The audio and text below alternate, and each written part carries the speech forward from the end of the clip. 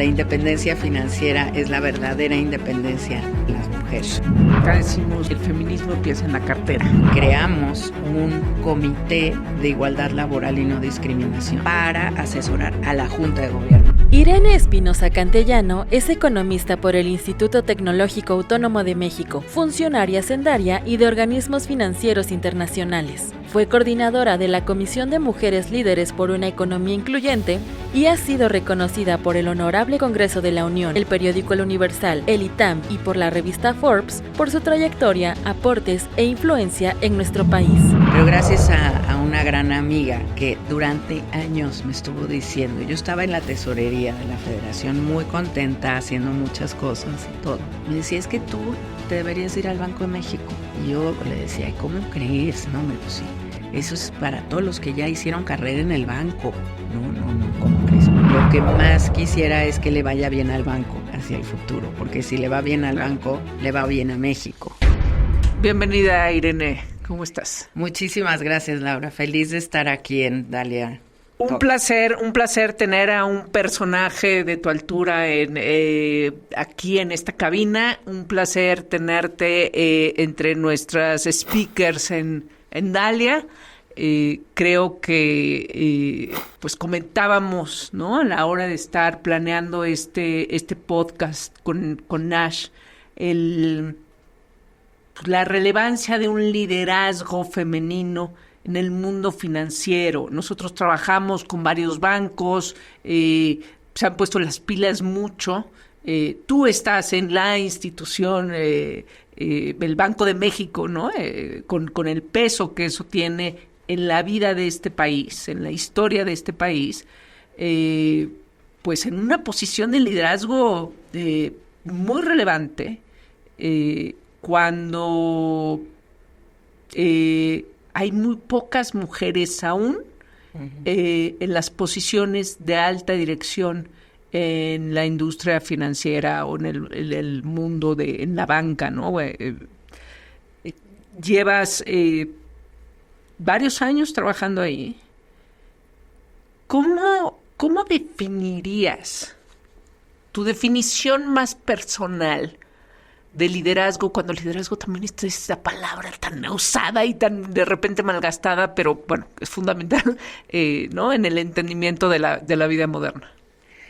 Gracias, Laura. No, pues el liderazgo yo creo que es una gran oportunidad y una gran responsabilidad que hay que ejercer con mucho cuidado. A mí me ha fascinado las oportunidades que he tenido de liderar instituciones y ahora de estar en esta institución del Estado mexicano que tiene un valor increíble.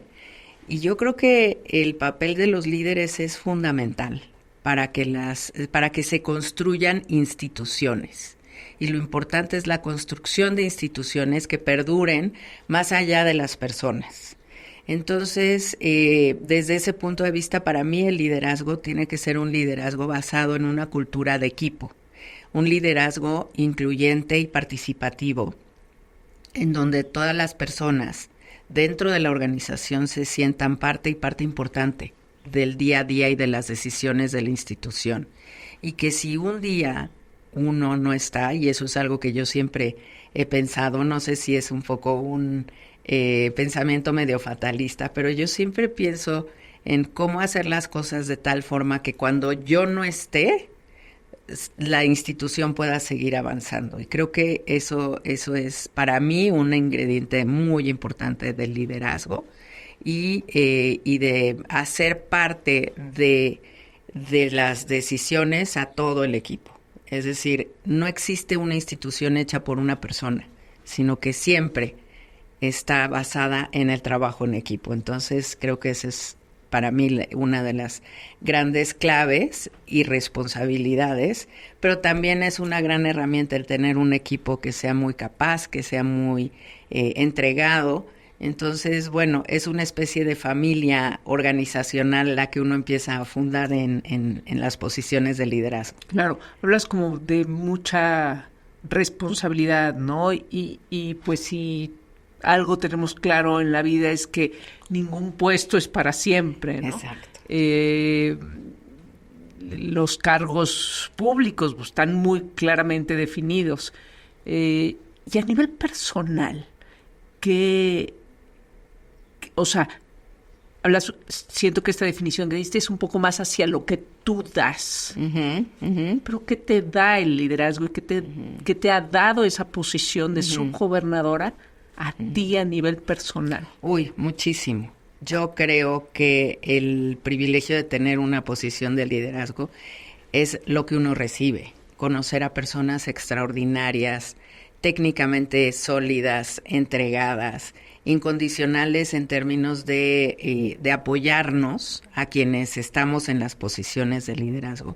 Y el Banco de México es una institución con un capital humano impresionante, de una calidad y de una pulcritud que para mí pues ha sido una experiencia única el ver esa entrega, ese respeto también por la jerarquía, ¿no? Pero al mismo tiempo la posibilidad de poder establecer lazos personales. Entonces yo he conocido a gente extraordinaria, a gente con una historia increíble. A veces hago algunas comidas con las directoras y ahora un poquito más con las gerentes. Y entonces lo que hacemos es, bueno, a ver, en el grupo, ¿no? Que todas nos conozcamos, que las directoras conozcan a las gerentes, que las gerentes... Y ahí la verdad es que ha sido una sorpresa increíble, porque detrás de la persona que está analizando los riesgos operativos del banco, pues hay una persona que tiene una vida personal, que tiene hobbies, que ha pasado tantos años en el banco. Entonces es fascinante el que gracias a esta posición, pues he tenido esta enorme riqueza tanto en lo profesional y en lo técnico como en el plano personal. En 2018 el Banco de México fue el primer banco central en el mundo en obtener la certificación en igualdad de género por el Foro Económico Mundial. Tú has vivido en esta institución que ejerce esta igualdad de género. Cuéntanos, para quien no conozca, ¿cuáles son las principales funciones en breve y en cortito del Banco de México?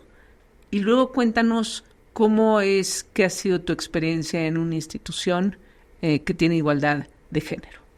Sí, el Banco de México es nuestro banco central. Fue fundado el 1 de septiembre de 1925, o sea que el próximo año vamos a cumplir 100 años del Banco de México. Y la función principal, digamos, tiene un mandato primordial que es procurar la estabilidad de precios, es decir, evitar que haya inflación y que tengamos fluctuaciones muy fuertes en los precios, porque esto es un ingrediente fundamental para el bienestar de la sociedad. Cuando hay inflación, las decisiones de ahorro y de inversión se afectan significativamente. Entonces, esa es una premisa fundamental para el desarrollo y para el bienestar de la población. Y además tiene el banco 3 finalidades. La primera es la de proveer de moneda nacional al país. La segunda es de promover el sano desarrollo del sistema de pagos y propiciar también el adecuado funcionamiento del sistema financiero, ¿no? Entonces, pues como que esas son funciones muy grandes, desde fabricar billetes y monedas hasta llevar la política monetaria y la supervisión de regulaciones que emite el banco. Entonces, bueno, pues estamos inmersos en ver que estén las condiciones para que el entorno financiero sea adecuado para la estabilidad de precios y para que no haya inestabilidad también financiera en el sistema, ¿no? Entonces, bueno, es un gusto y un honor estar en esta institución y el banco... Solo déjame agregar una cosita, perdón por la sí. interrupción. Desde el 90 y ¿qué? ¿Es una institución independiente? ¿Autónoma? Desde el 1994. 94. Desde el 94 es una institución autónoma, o sea que se rige a sí misma. Exacto. ¿No? En este sistema de gobierno que hoy y que le ha hecho mucho bien al Banco de México, ¿no? Totalmente. En 1994 se hizo una reforma constitucional y se emitió una nueva ley del Banco de México que le otorgó la autonomía financiera y de gestión. Y ese es un punto muy importante para asegurar que un banco central no sea cooptado por necesidades de otros intereses, ¿no? Entonces, pues estamos celebrando este año los 30 años. Creo que tenemos resultados muy importantes. Si viéramos ahora la gráfica de la inflación, hasta antes del 94 era así como una montaña rusa. Locura. Y de entonces para acá, pues se ha logrado preservar esa estabilidad de precios con un esquema de régimen de inflación basado en pronósticos, en donde tenemos una meta siempre que el banco debe de procurar llevar la inflación al 3% anual. Entonces, cosa que también ha estado complicada estos años, ¿no? Sí. Entonces, ahora sí, creo que vale la pena aquí juntar ambas situaciones. El asunto de una institución que promueve la igualdad de género, pero que a la vez, pues, ha tenido años retadores. Así es, sí, totalmente. La verdad es que me han tocado tiempos muy interesantes. Y que uno aprende mucho, además. Sí.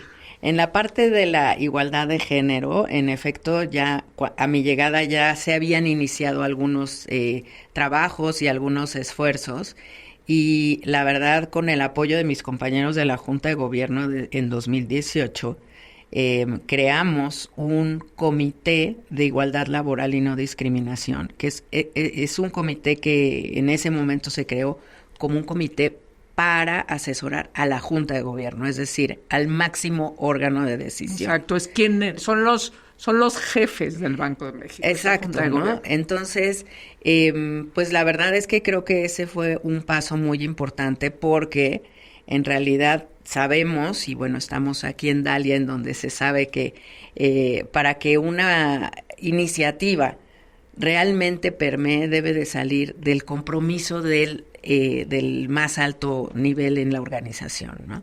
Y ahí, afortunadamente, pues tuve el apoyo de mis demás 4 compañeros, que obviamente no habían pensado nunca en hacer un comité de este tipo, pero como yo iba llegando, esa necesidad. Y entonces, pues como que dije, bueno, pues les voy a proponer hacer esto, y la verdad muy bien, se creó este comité con representación de todas las áreas.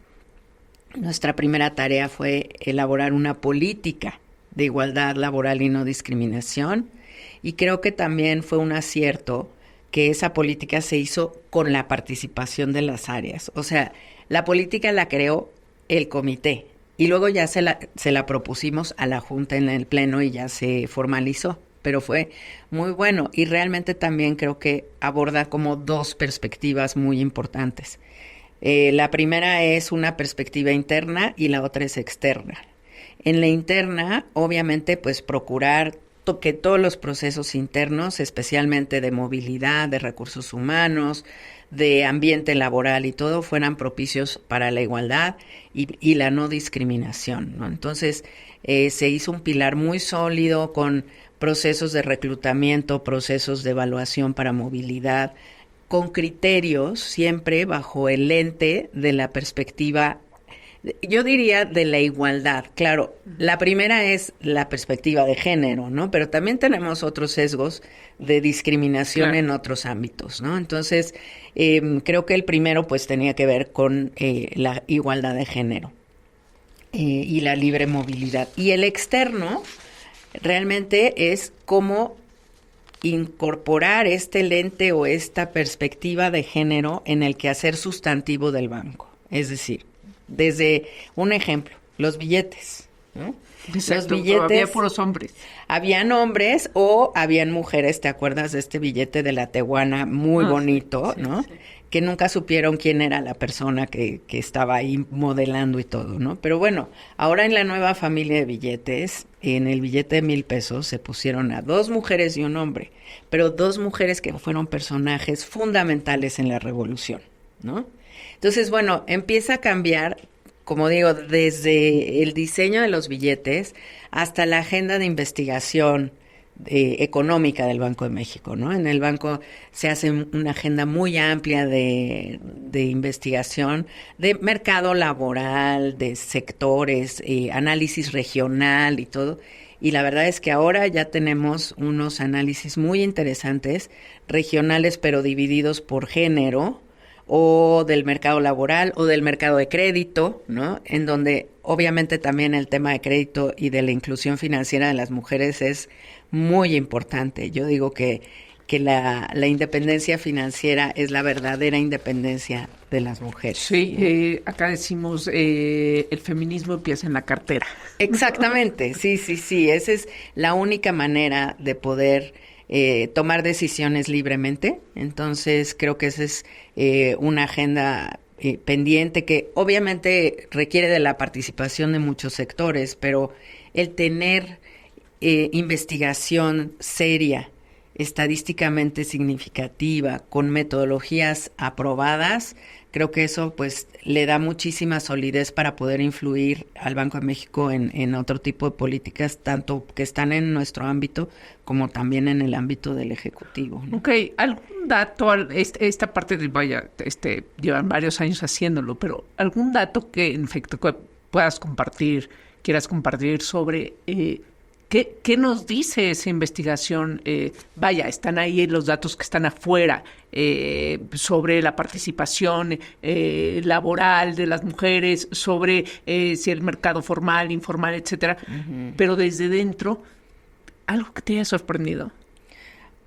Yo creo que no necesariamente sorpresa en términos del resultado, pero sí la ventaja de tener ya ahora datos y modelos que te demuestran estas premisas, ¿no? Sobre que las mujeres no tenemos el acceso igual a los productos financieros, que un problema muy importante es el de las garantías reales, que no tenemos propiedades, ¿no? Que tenemos una falta también de información necesaria para comprobar nuestra capacidad de pago, aunque tenemos capacidad de pago, ¿no? Exacto, mayor cumplimiento. Ajá. Entonces, bueno, creo que esa sería la enorme ventaja de tener esta investigación.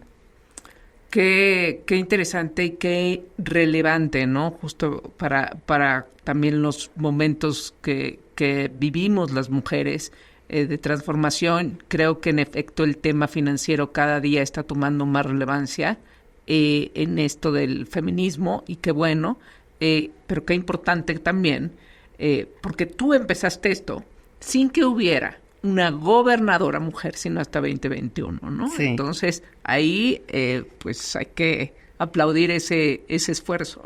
No, la verdad es que sí, fue para mí pues un honor en sí mismo, ¿no? Obviamente ser parte de la Junta de Gobierno, pero ser la primera mujer pues después de casi 100 años de existencia del banco.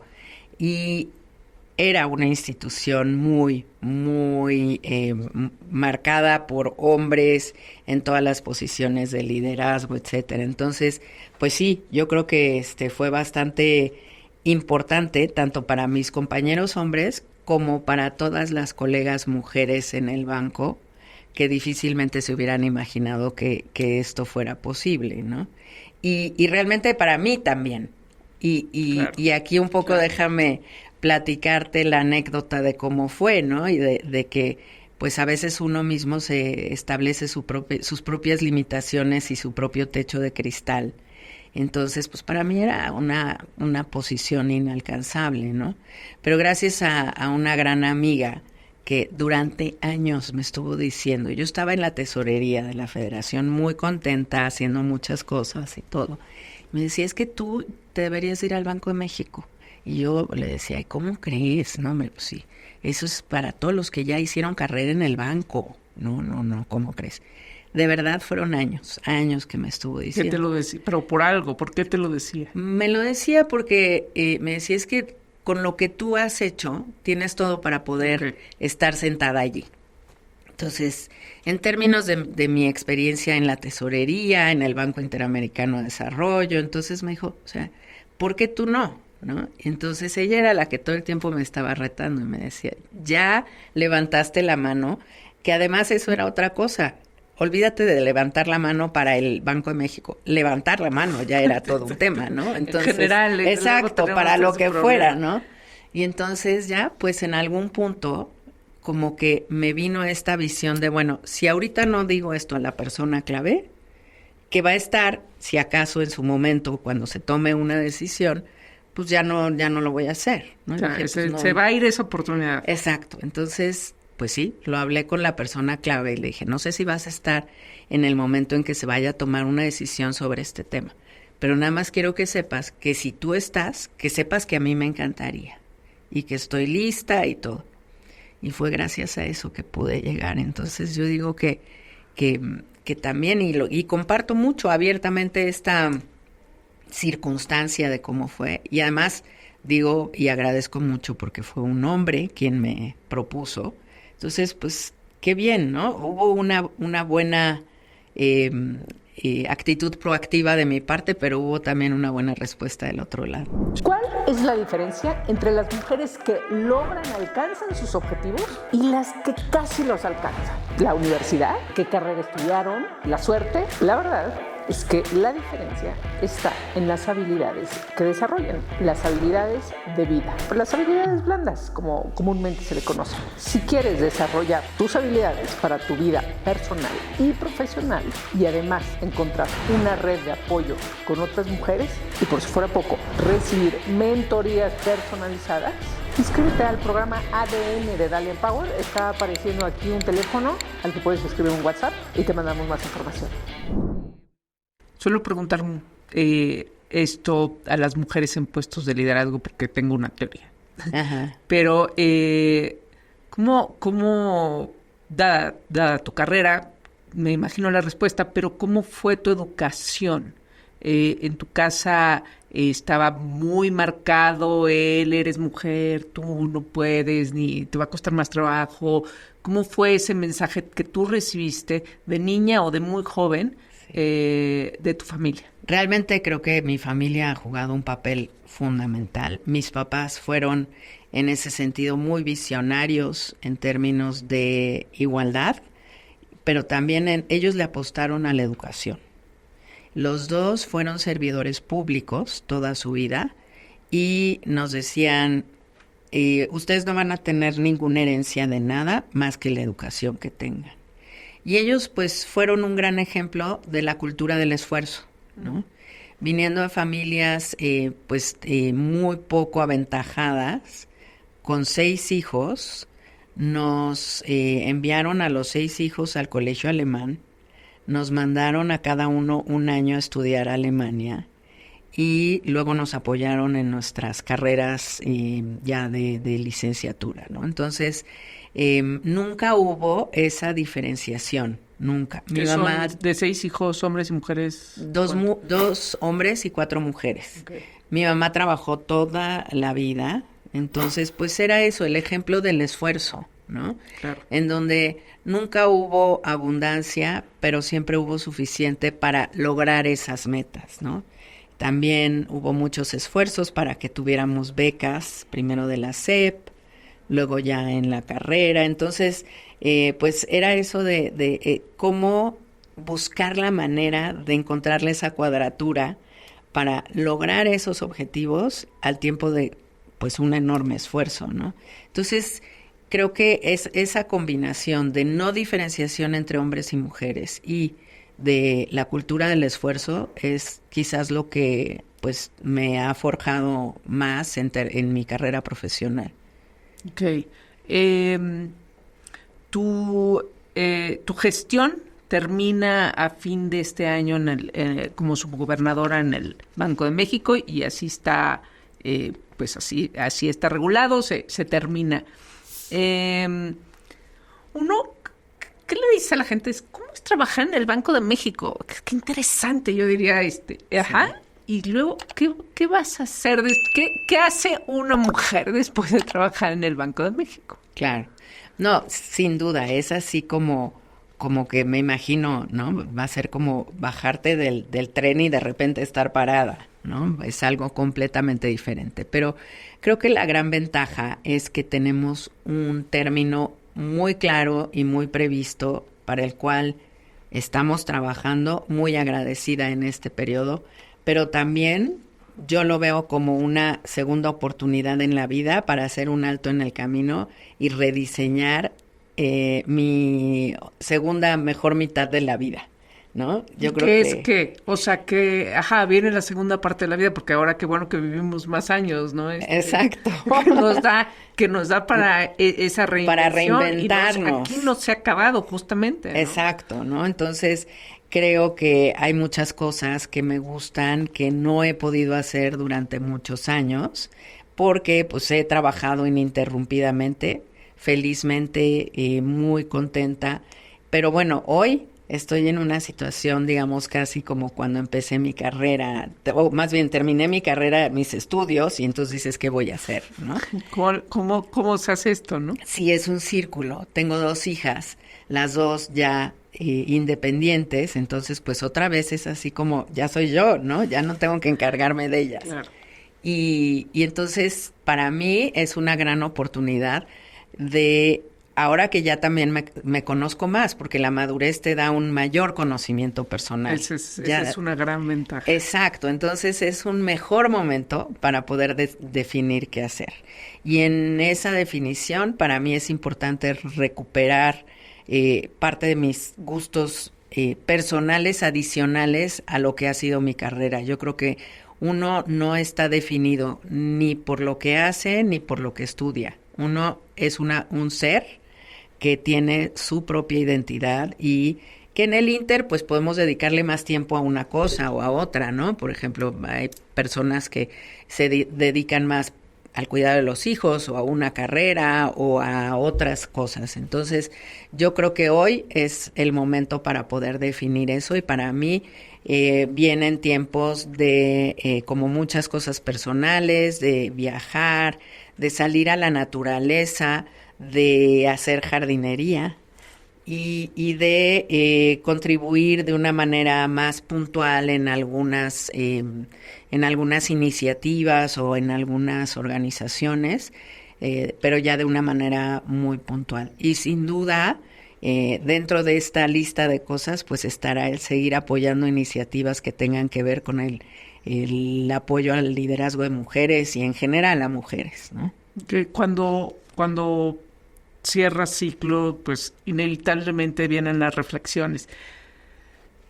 Hablándole a las mujeres, donde esta pregunta cliché de cómo balanceas tu vida y tu trabajo, no hay balance, no hay tiempo, te come la vida, o sea, es tremendo.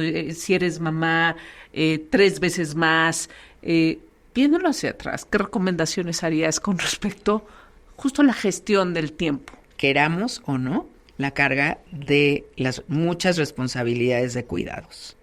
Y eso hace que de facto tenemos varios trabajos al día, ¿no? Y hay etapas que son muy difíciles, muy difíciles.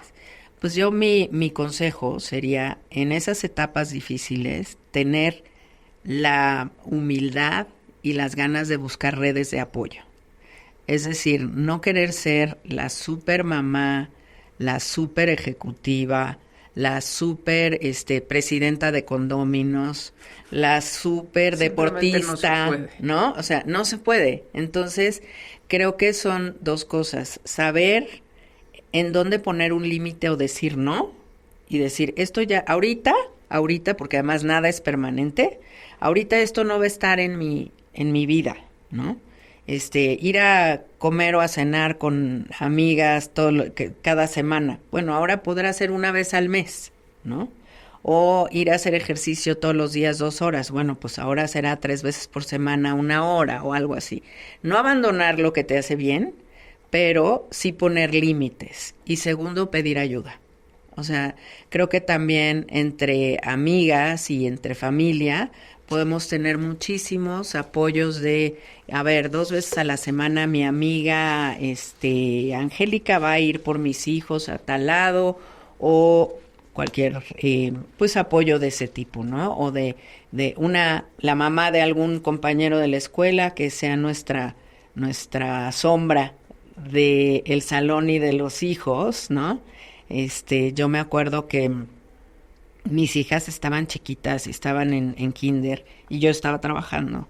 Y entonces, pues era la típica mamá que pues no me enteraba cuándo iba a ser la junta, el disfraz.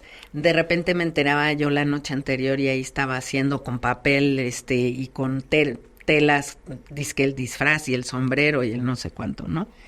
Y entonces, iba, de repente ya me escapaba un desayuno, que además los desayunos a las 10 de la mañana, obvio. Y entonces me decían, ay, no, es que tal día vamos a hacer tal cosa. Y yo decía, ¿cómo? Ay, claro, es que como tú no fuiste a la junta. ¿No? Claro, no, el que te juzguen. Ajá, exacto, lado. ¿No? Entonces, creo que siempre dentro de los grupos puedes encontrar a alguien que pueda ser tu aliada y decirle, oye, tú porfa, mándame los recordatorios de esto, ¿no?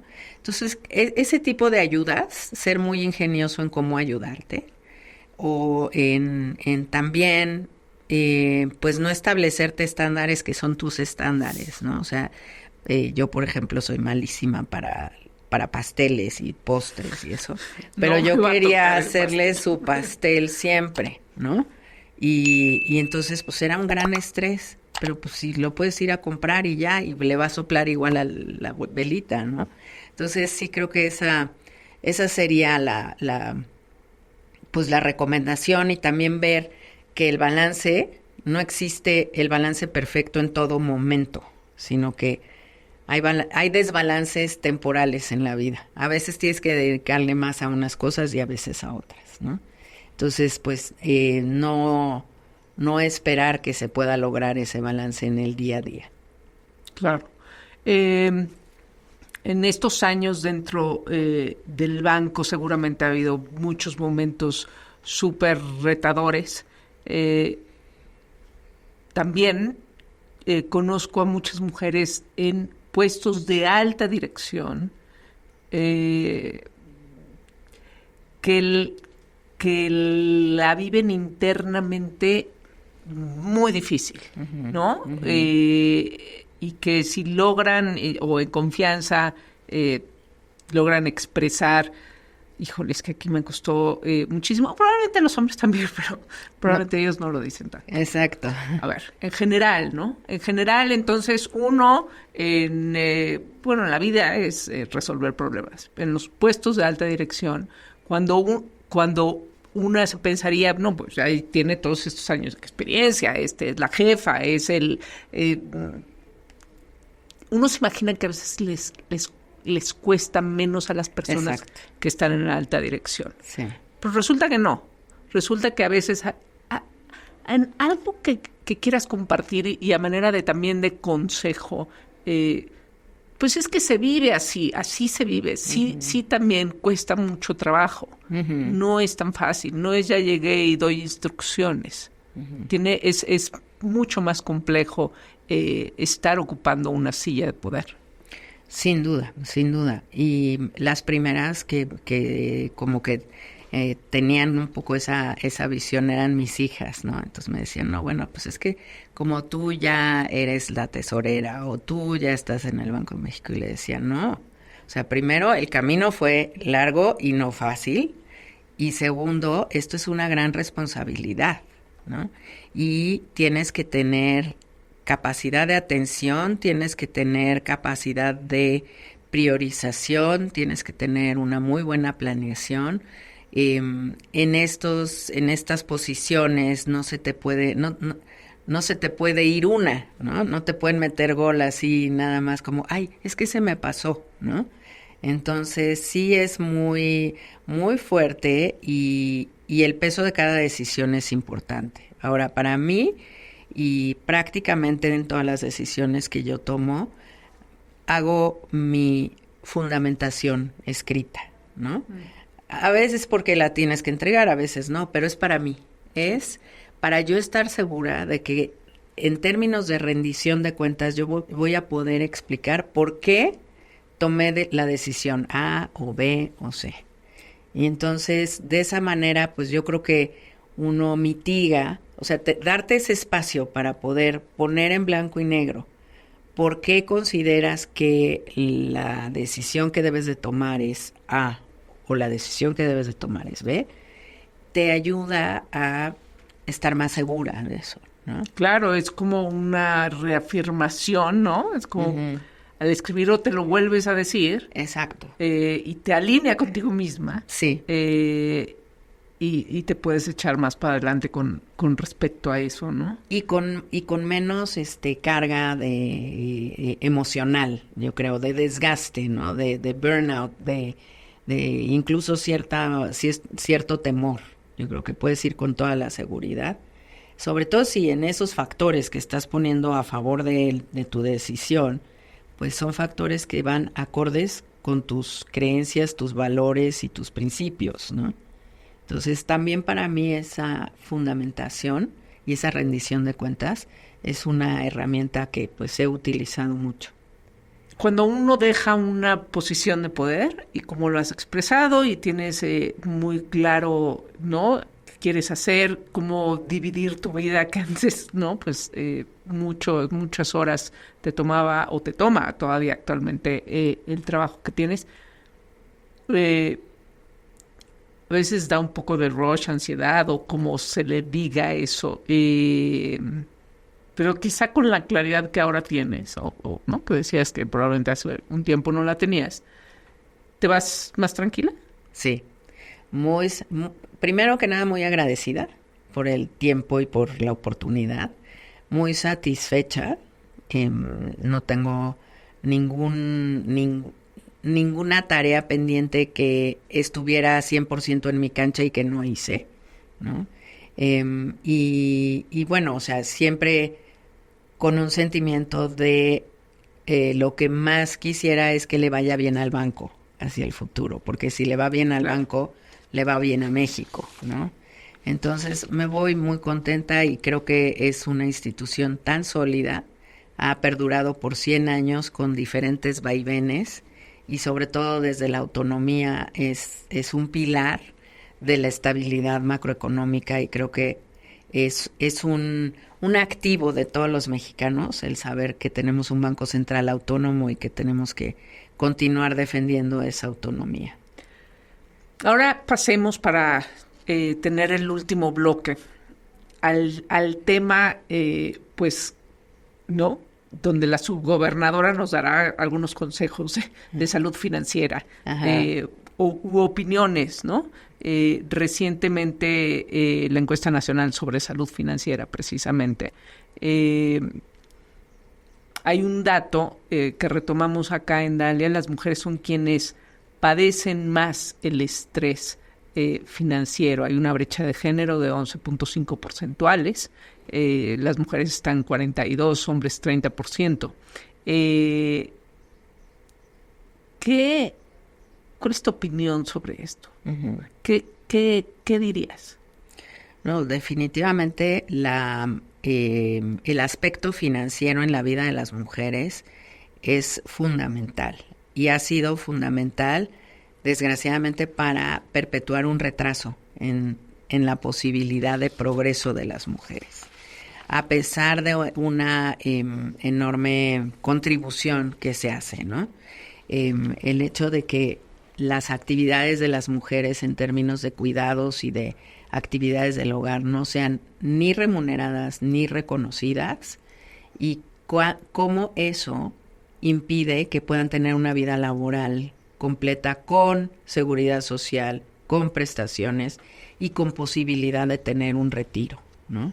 Entonces, yo creo que en nuestro país se requiere muchísima educación financiera, desde los más pequeñitos.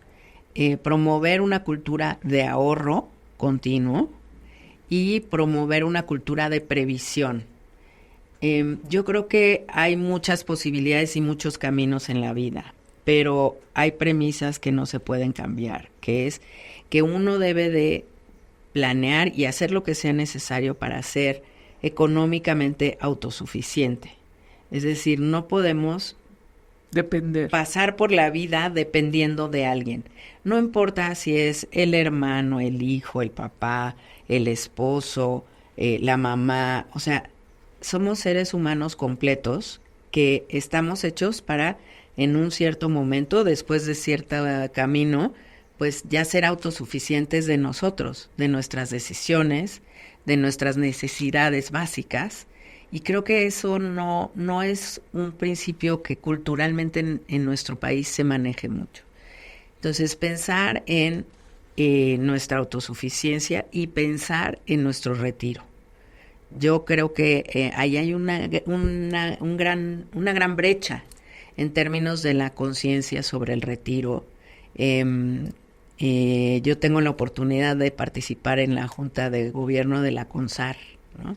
Entonces estábamos ahí platicando de una campaña, ¿no?, de concientización y todo, y de verdad, como miembro de la Junta, yo compartía que para mí me vino muy tarde esa conciencia. Si yo hubiera estado consciente desde el día 1 que tuve mi primer mini sueldo, otra cosa sería, ¿no? Entonces, creo que el tener esta visión de ciclo de vida en la parte financiera, personal y de qué es lo que uno planea o cómo quiere vivir su vida es fundamental, ¿no? Claro. Y además luego pensamos que lo que acabas de describir con respecto a esperamos que alguien nos apoye económicamente, pues porque a las mujeres, porque así hemos vivido muchos años. Esto no tiene nada que ver con el nivel socioeconómico que tenga uno. En todos los niveles ese pensamiento está sumamente arraigado. Sí. Y aunque una diga, ok, pero voy a trabajar, pero hasta luego la esperanza de que alguien te apoye económicamente, nunca es la mejor vía. Sí. ¿No? Porque no vas a tener una vida propia, sino la que decida alguien más. 100%. Eso es fundamental. Y la otra, la educación financiera, ¿no? La salud financiera. La relevancia de eso ante... Pues es que claro, es que ese tema de las finanzas ni es mío, ni le voy a entender, mejor ni le entro. La única manera de empezar a reducir el estrés es entendiendo qué es lo que puedes hacer con tu dinero y qué alcances tienes, ¿no? Y cómo manejar tus gastos desde los más pequeños hasta los más importantes, ¿no? Exacto. Y yo creo que también sería importante desmitificar que el tema financiero o de finanzas personales es muy complicado y muy difícil, exacto. Entonces yo mejor ni me meto en eso porque como yo no soy matemática o profesional en esos temas, ¿no? Y hay un libro muy interesante sobre los diarios de mujeres que han recibido microcréditos.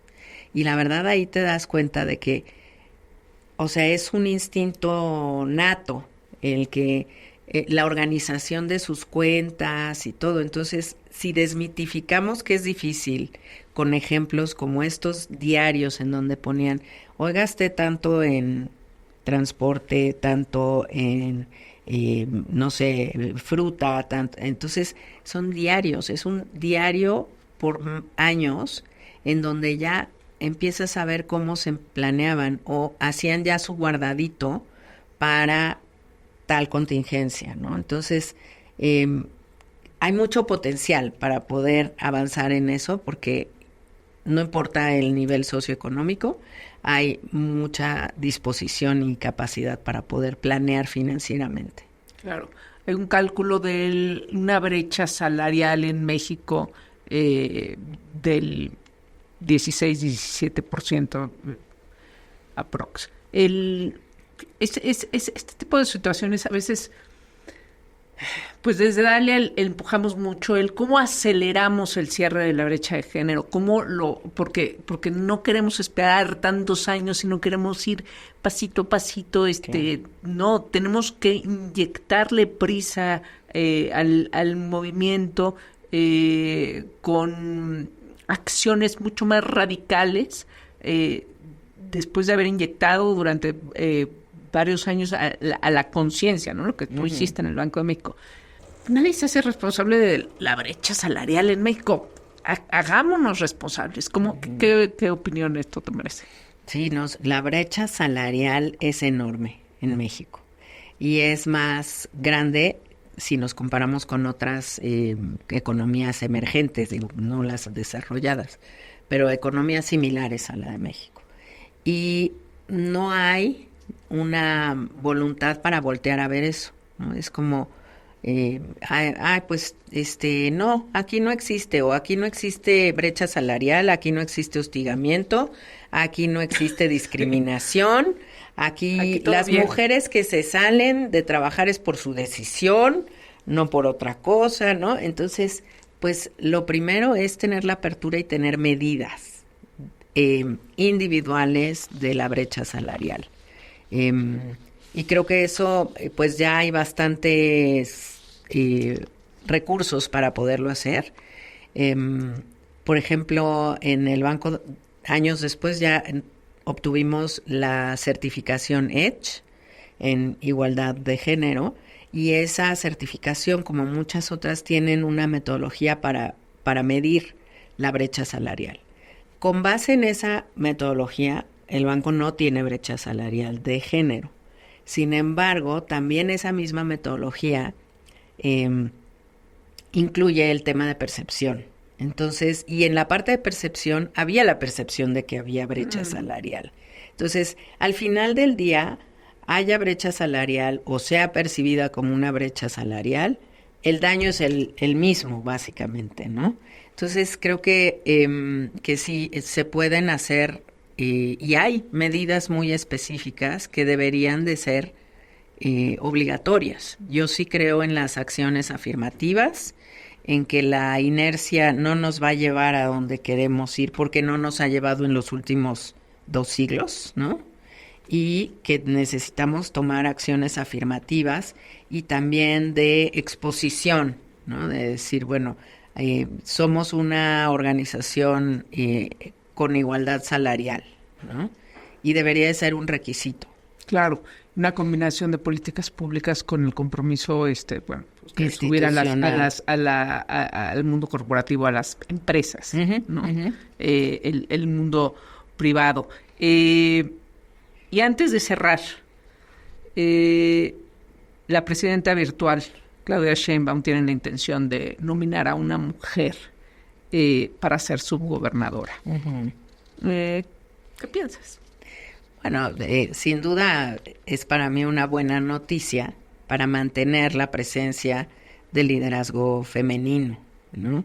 Creo que tal vez la parte más importante, que fue romper la hegemonía masculina, fue muy bueno, pero no podemos cesar en los esfuerzos por mantener la presencia de las mujeres en posiciones de liderazgo. Entonces, yo le doy la absoluta bienvenida a eso que ya ha mencionado la virtual presidenta, y que pues ojalá que sea para el bien del banco y de México, ¿no? Y creo que además, digo, no tengo ni la menor idea de dónde ni quién pudiera ser, pero creo que hay muy buenas candidatas dentro del banco que podrían Exacto, acceder, ahí están, ¿no? Sí, exactamente. Es que no hay. Ajá, sí, totalmente. No, sí hay, qué bueno. Y ahí están y conocen muy bien al banco y serían una garantía.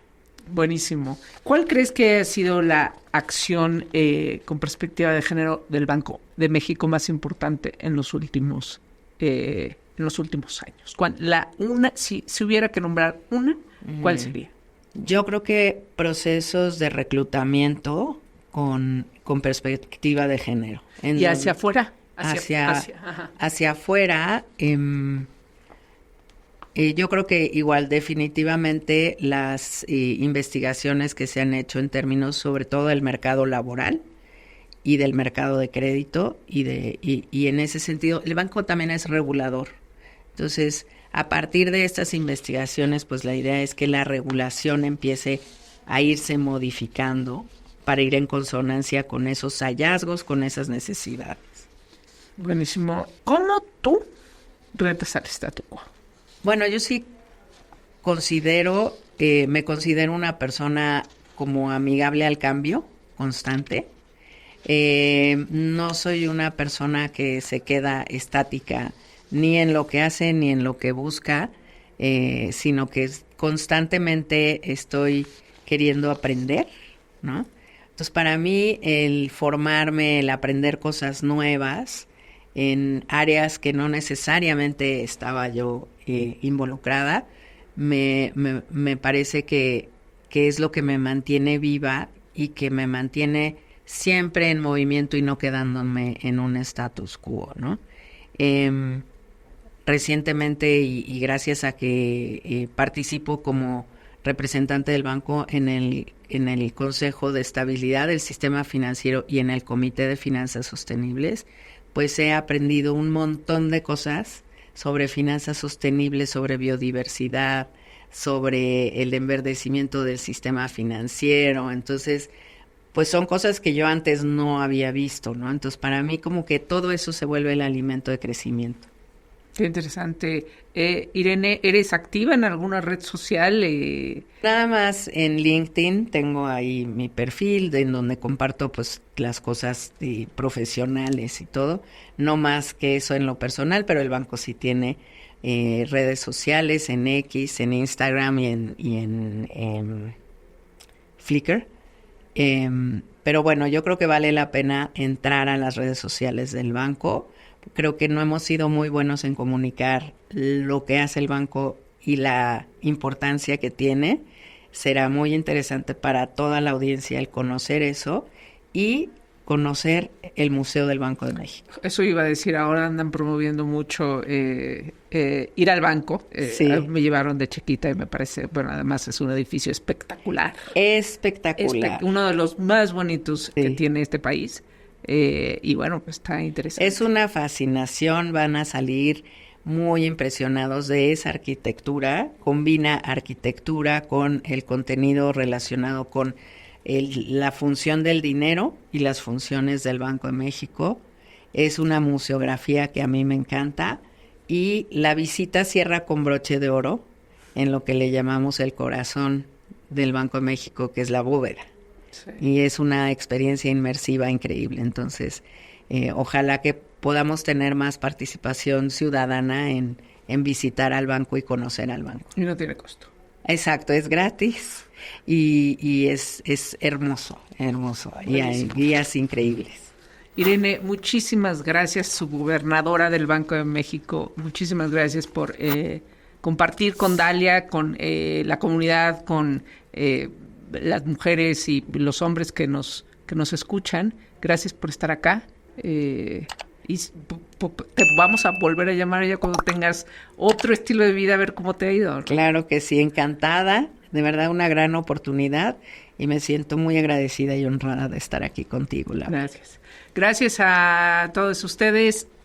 Acuérdense de enviarnos sus preguntas, comentarios, los personajes, las mujeres o los hombres que quieran ver en este podcast de Dalia Empower, en nuestras redes sociales @Dalia Empower. Yo soy Laura Manso y nos vemos la próxima. Te esperamos en el siguiente episodio de Dalia Talks. Compártelo y únete a nuestra comunidad. Gracias por escucharnos.